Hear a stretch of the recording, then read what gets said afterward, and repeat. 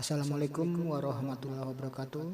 Anak-anakku sekalian, kita kembali bertemu dalam mata pelajaran IPA dan pertemuan kali ini masih dalam bab 2, yaitu klasifikasi makhluk hidup. Anak-anakku sekalian, pada gambar berikut kalian bisa melihat banyak sekali makhluk hidup di sekitar kita. Di antaranya misalnya ada monyet, ada ayam, ada burung merak, ada buaya, ada lebah, dan lain sebagainya hewan yang ada di alam ini. Itu adalah beberapa contoh dari berjuta-juta makhluk hidup yang ada di sekitar kita. Lalu bagaimana cara kita mengklasifikasikan atau mengkelompokkan mereka? Oke, kita lanjut pada pembelajaran berikutnya. Sub pokok bahasan pada pembelajaran kali ini akan kita bahas dua sub pokok bahasan saja. Yang pertama adalah klasifikasi, dan yang kedua adalah kunci dikotom atau kunci determinasi. Sedangkan sub pokok bahasan yang lain akan dibahas pada video berikutnya. Anak-anakku sekalian, selanjutnya kita lihat sama-sama kompetensi dasar setelah mempelajari materi pembelajaran ini. Silahkan kalian baca sendiri dan disimak serta dipelajari.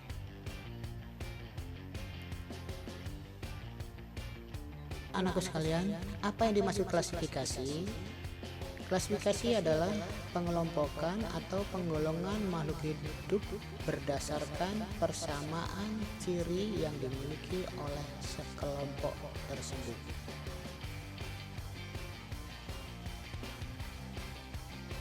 Anak-anakku sekalian, pernahkah kalian pergi ke pasar? Kita lihat di sana para pedagang mengelompokkan ya dagangannya, misalnya ada kelompok buah-buahan, kelompok sayur-sayuran, kelompok kebutuhan-kebutuhan yang lain. Ini adalah salah satu contoh dalam kehidupan sehari-hari untuk mengelompokkan atau menggolongkan. Kenapa perlu adanya klasifikasi? Ya, karena makhluk hidup itu beraneka ragam. Karena keanekaragaman adalah ciri utama kehidupan, dan karena para ahli biologi sudah mengidentifikasi dan memberi nama sekitar 1,5 juta spesies, termasuk di dalamnya lebih dari 260.000 tumbuhan, hampir 50.000 vertebrata, dan lebih dari 750.000 serangga. Kalau nggak ada klasifikasi, sangat sulit sekali untuk menemukan nama dari berbagai spesies di muka bumi ini. Apa yang mendasari klasifikasi? Seperti tadi sudah dibahas di awal, bahwa untuk mengklasifikasi ini adalah untuk mengelompokkan kesamaan ciri. Di balik keberagaman makhluk hidup ini terdapat persamaan. Agar keberagaman tidak sulit dipahami, manusia cenderung menggolongkan spesies yang mirip dalam satu kelompok. Sedangkan taksonomi adalah cabang dari biologi yang berhubungan dengan penamaan dan klasifikasi spesies. Kenapa klasifikasi itu penting? Iya. Jika keanekaragaman hayati dipelajari tanpa klasifikasi, maka kemungkinan akan terjadi kerancuan pengertian suatu jenis makhluk hidup. Misalnya, nama burung gereja di negara satu dengan negara yang lain akan berbeda. Maka karena hal tersebutlah diperlukan adanya klasifikasi. Apa tujuan dan manfaat klasifikasi? Klasifikasi bertujuan menyederhanakan objek studi makhluk hidup yang sangat beraneka ragam, sehingga akan lebih mudah dalam mempelajarinya. Apa manfaat klasifikasi? Yang pertama adalah untuk penelitian lebih lanjut, sehingga makhluk hidup yang telah dikenal melalui klasifikasi dapat dimanfaatkan. Yang kedua, untuk bisa dipelajari agar dapat melestarikan keanekaragaman hayati di masa mendatang. Dan yang ketiga adalah untuk mengetahui hubungan antara organisme satu dengan yang lainnya. Berikutnya, prosedur pengklasifikasian makhluk hidup. Pengelompokan makhluk hidup dilakukan berdasarkan persamaan dan perbedaan ciri-ciri yang dimiliki. Jika ada beberapa jenis hewan dan tumbuhan yang akan dikelompokkan, maka hewan yang memiliki persamaan ciri dijadikan satu kelompok. Misalnya domba dan sapi, satu kelompok mamalia, karena memiliki persamaan ciri, yaitu memiliki rambut pada kulitnya dan hewan betinanya memiliki kelenjar susu. Suatu kelompok akan terbentuk dari berbagai jenis hewan yang memiliki persamaan ciri tubuh. Berikutnya, hewan yang memiliki ciri berbeda membentuk kelompok lain. Dan langkah selanjutnya adalah pemberian nama untuk setiap kelompok makhluk hidup tersebut. Dasar-dasar klasifikasi. Yang pertama, klasifikasi makhluk hidup berdasarkan persamaan dan perbedaan yang dimiliki. Yang kedua, klasifikasi makhluk hidup berdasarkan ciri-ciri bentuk tubuh atau morfologi dan alat dalam tubuh atau anatomi. Dan yang ketiga adalah klasifikasi makhluk hidup berdasarkan dari manfaat, ukuran, tempat hidup, dan cara hidup. Kita lanjutkan berikutnya 3 sistem klasifikasi. Yang pertama, sistem alami.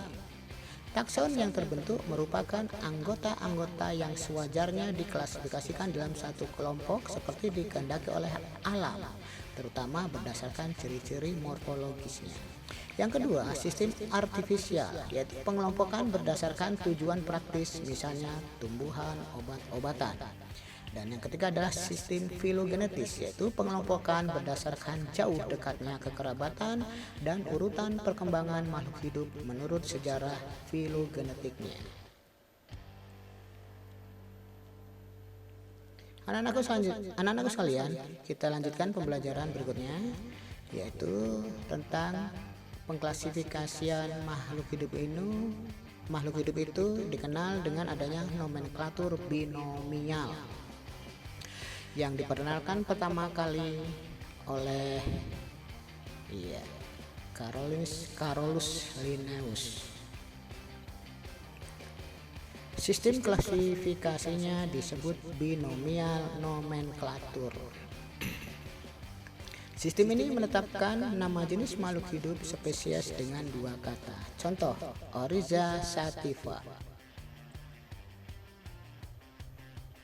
Kemudian contoh berikutnya, Panthera tigris.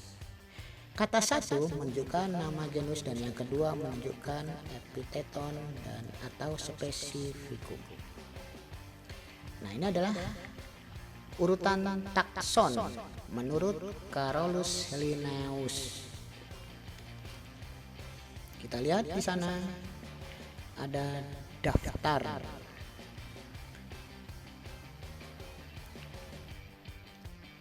Pada bahasa Latin, dari bawah ada spesies, genus, familia, ordo, klasis, divisio atau phylum, dan selanjutnya adalah regnum atau kingdom.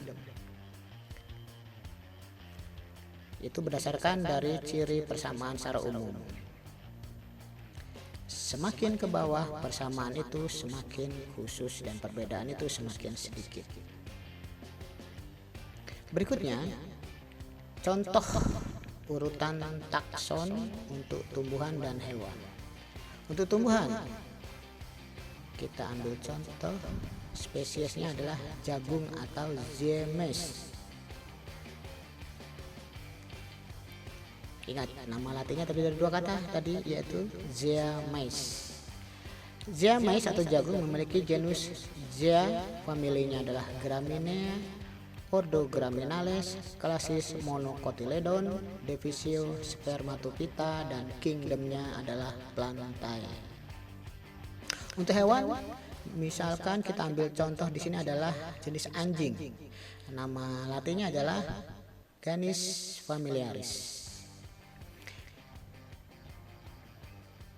Genusnya Canis familia Canidae, ordonya Carnivora, klasisnya Mammalia, filumnya Chordata, dan kingdomnya adalah Animalia. Nah, di sini bisa kita lihat sebelum kingdom adalah divisio, sedangkan pada hewan sebelum kingdom adalah filum. Nah, itu perbedaannya antara tumbuhan dan hewan. Kita lanjutkan. Contoh berikutnya akan menunjukkan bahwa untuk makhluk-makhluk hidup tertentu yang memiliki bersamaan ciri akan memiliki urutan takson yang sama. Kita lihat misalnya namanya di sana adalah kucing. Felix domestica, genusnya Felix ya, familia Felidae, ordonya Carnivora, kelas Mammalia, filum Chordata, dan kingdomnya adalah Animalia. Kita lihat kucing dengan harimau mirip kan? Iya. Kenapa? Karena kucing dan harimau adalah satu familia. Akan dipisahkan pada apa di sana kita lihat? Iya, mulai dari genus.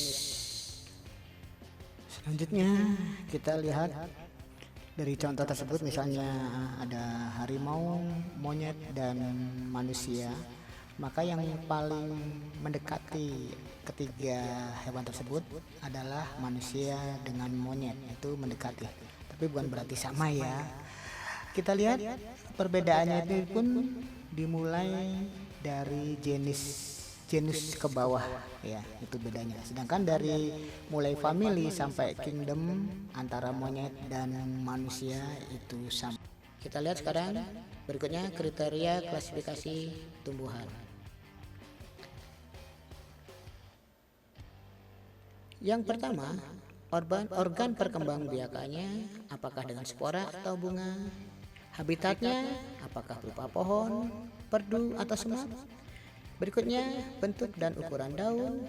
Yang berikutnya yang keempat adalah cara berkembang biak, apakah dengan seksual atau generatif atau aseksual atau vegetatif.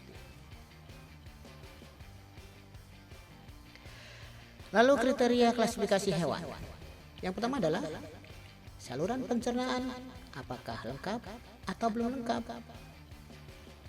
Berikutnya kerangkanya atau skeleton, apakah kerangkanya di luar tubuh, exoskeleton, ataukah di dalam tubuh, atau endoskeleton. Berikutnya yang ketiga adalah anggota gerak, apakah berkaki 2, 4, atau tidak berkaki.